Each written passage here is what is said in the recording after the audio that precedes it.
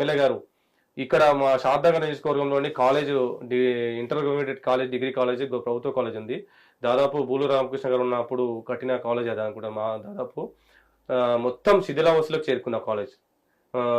అక్కడ ఉండే ప్రిన్సిపాల్ గారు వచ్చి దీన్ని మరమ్మతులు చేపట్టాలి సార్, దీన్ని ఈ చాలా బాగోలేదు, శిథిలావస్థ మొత్తం పెచ్చులు ఊడిపోతుంది అని చెప్తే ఎమ్మెల్యే గారు సార్ దాన్ని చేయడానికి వచ్చినా కూడా ఇది మళ్ళీ చెడిపోయే అవకాశం ఎక్కువ కనిపిస్తుంది కాబట్టి ఖచ్చితంగా కొత్తదే కడదాం, ప్రభుత్వం నుంచి తీసుకోలే, వాళ్ళ స్వయంగా నిర్ణయం తీసుకొని కాన్సెన్సీలో ఉండే పెద్ద పెద్ద లీడర్లను కానీ పెద్ద మనుషులను కానీ కలిసి వాళ్ళతోని డబ్బు సేకరించి ఈయనగా భారీ మొత్తంగా బడ్జెట్ పెట్టి ఇవాళ కాలేజ్ని, ఒక ఇంటర్మీడియట్ కాలేజ్ని, డిగ్రీ కాలేజ్ని స్వయంగా నిర్మిస్తున్నారంటే ఇవాళ ఏ ఎమ్మెల్యేనన్నా నిర్మించినాడు అట్లా? అంటే సొంత డబ్బులతో నిర్మిస్తున్నాడు, సొంత డబ్బులతోని.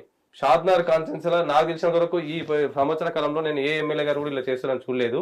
ఇప్పుడు సీతక్క గారు చూసినాం, అక్కడ పాఠశాల లేదని చెప్పేసి నిర్మించడానికి అవకాశం లేకపోతే ట్రక్ లాగా ఒక కంటైనర్ తీసుకొచ్చి స్కూల్ స్టార్ట్ చేయడం జరిగింది.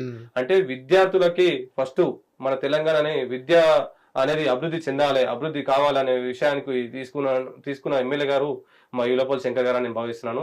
అలాంటి వ్యక్తిగతం ఉన్నందుకు, అలాంటి ఉద్దేశం ఉన్నందుకు ఎమ్మెల్యే గారికి ప్రత్యేక ధన్యవాదాలు తెలియజేస్తున్నాను నేను మా తరపు నుంచి.